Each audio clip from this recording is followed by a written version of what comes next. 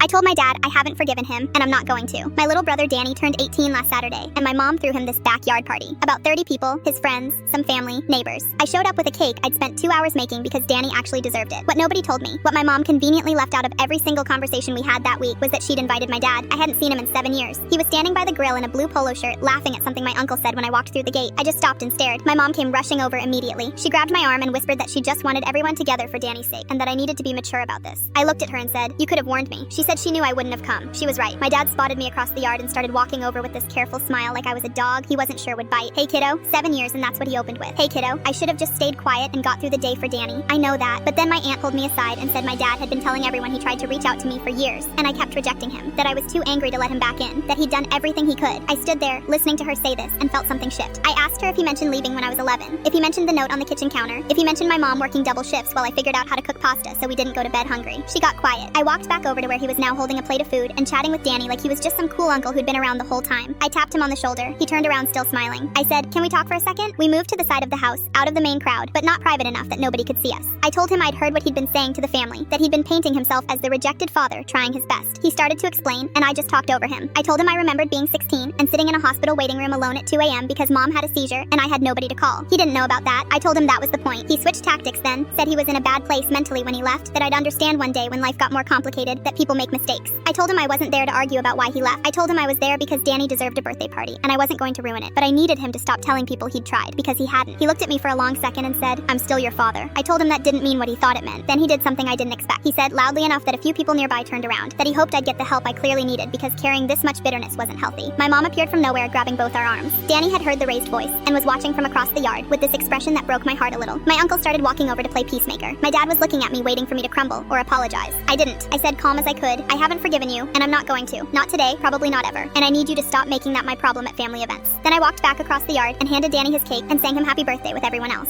My dad left about 20 minutes later. My mom cried in the kitchen and said I'd made it about myself. I told her she'd put me in an impossible position, and she knew it. My uncle texted me that night saying he respected how I handled it. Danny texted me too. He just said, "I know that was hard. Thanks for staying." I didn't respond to my dad's